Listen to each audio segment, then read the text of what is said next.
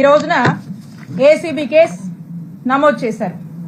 నేను మళ్ళా స్పష్టం చేస్తా ఉన్నాను, వీళ్ళెవరో ఏంటో, వీళ్ళ వేరబౌట్స్, వీళ్ళ బిజినెస్ ఏది కూడా నాకు తెలీదు, నాకు సంబంధం లేదు. ఈ కేసుకి నాకు ఎటువంటి సంబంధం లేదు. కేవలం ఒక పొలిటికల్ క్లౌడ్ తో దీని వెనకాల కొంతమంది ఉండి, వాళ్ళ వెనకాల కొంతమంది ఉండి చేస్తున్నటువంటి, విడుదల రజనీని టార్గెట్ చేస్తున్నటువంటి ప్రయత్నంగా రెడ్ బుక్ పాలన పరాకాష్ఠగా ఈ కేసుని ఈ రోజు చూడాల్సినటువంటి అవసరం ఉంది అని తెలియజేస్తున్నా.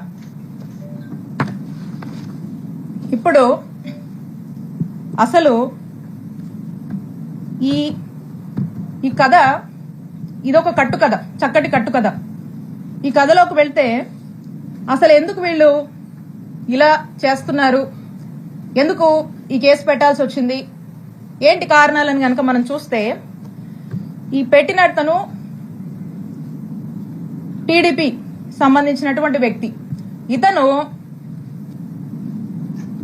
ఇతను ఈ కథకి వీళ్ళని ముందుండి నడపడానికి గల కారణం ఒక డైరెక్టర్ ఉన్నాడు. ఈ డైరెక్టరు, ఈ స్క్రీన్ ప్లే, వీళ్ళంతా కూడా ఈ యాక్టర్స్, ఆర్టిస్టులు వీళ్ళంతా.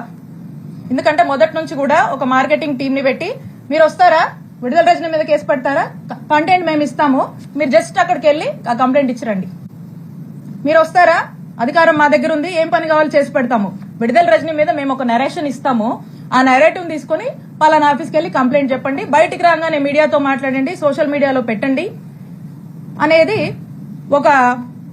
ఒక ఎజెండా పెట్టుకున్నారు. ఒక మోడస్ ఆపరెండా రన్ చేస్తున్నారు. దాంట్లో భాగంగానే ఒక బిజినెస్ మ్యాన్, ఒక వ్యక్తి వెళ్లి, ఇక్కడ ఒక డైరెక్టర్ ఉన్నాడు, ఆ డైరెక్టర్ ఎవరో కాదు, నరసరావుపేట ఎంపీ శ్రీ లావు శ్రీకృష్ణదేవరాయ గారు. He is the director. ఈ డైరెక్టర్ దగ్గరికి ఈ బిజినెస్ మ్యాన్ వెళ్తాడు. ఈ బిజినెస్ మ్యాన్ ఫ్రెండ్ అంటారు, ఈ బిజినెస్ మ్యాన్ బంధువు అంట, అదే పార్టీకి సంబంధించి, అదే వాళ్ళ వర్గానికి సంబంధించినటువంటి వ్యక్తి ఈ బిజినెస్ మ్యాన్.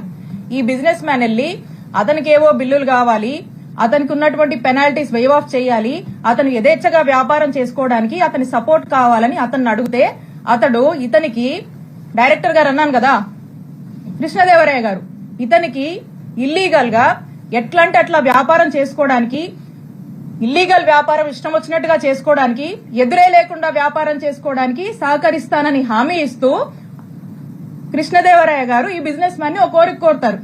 ఏంటంటే, నా టార్గెట్ విడుదల రజనీ, ఈ విడుదల రజనీ మీద తన్ని డిఫేమ్ చేయాలి, తన మీద ఏదో ఒక కంప్లైంట్ పెట్టండి, తన్ని డిఫేమ్ చేద్దాము, కంప్లైంట్ పెట్టించడము, ఆ పైన ఫాలోఅప్లు, వ్యవహారాలు మొత్తం నాది బాధ్యత, మీరు అలా కంప్లైంట్ పెట్టి నేను చెప్పిన ఆఫీస్కి వెళ్లి ఇచ్చేసి మీరు ఇంట్లో కూర్చోండి మెలకుండా, నేను నడుపుతా అని చెప్పి మీ బిజినెస్ లు నడిపిస్తా అని అతనికి అభయం ఇచ్చి వెనకుండి ఈ విధమైనటువంటి దారుణమైనటువంటి ఇల్లీగల్ కేసుని నా మీద, మా స్టాఫ్ మీద, మా మరిది మీద పెట్టించినటువంటి ప్రయత్నం చేశారు.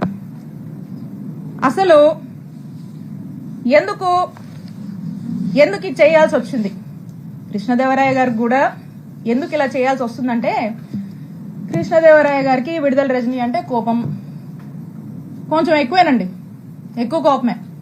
ఎందుకో నాకు కూడా కారణాలు తెలీదు, కానీ రకరకాల కారణాలు ఆయనే అనుకుంటాడు, రకరకాల కారణాలు ఆయనకే ఉన్నాయి. సరే, ఎందుకంటే దానికి కూడా కథ ఉంది, అది కూడా చెప్తా. అయితే ఆ కథ ఏంటంటే,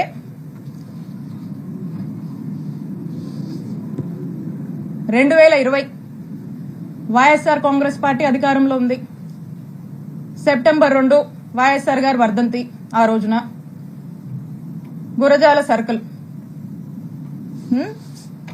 ఆ రోజున కరెక్ట్ సంవత్సరంన్నర అయింది మేము అధికారంలోకి వచ్చినప్పుడు కృష్ణదేవరాయ గారు ఏం చేశారంటే, అతనికి ఎందుకో గాని నా మీద ఎందుకు కోపమో ఏంటో ఆ భగవంతుడికే తెలియాలి, ఆయనకే తెలియాలి కారణాలు.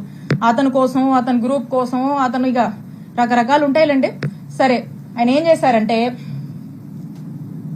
ఈ గురజాల సర్కిల్లో ఉన్నటువంటి పోలీస్ స్టేషన్ లో అక్కడున్నటువంటి డిఎస్పీ గారిని, అక్కడున్నటువంటి సిఐ గారిని, ఇద్దరిని కూడా మాటలు చెప్పి మా అధికారాన్ని మా మీదకే వాడి వాళ్ళని, పోలీసులను బ్రైబ్ చేసి నా మీద, నేను మాట్లాడేటువంటి ఫోన్ నంబర్ మీద, నేను వాడేటువంటి నంబర్స్ మీద, మా సిబ్బంది నంబర్స్ మీద మా ఇంట్లో వాళ్ళ నంబర్స్ మీద ఒక 6 నుంచి 7 నంబర్ల వరకు కూడా కాల్ డేటా తీసే ప్రయత్నం చేశారు.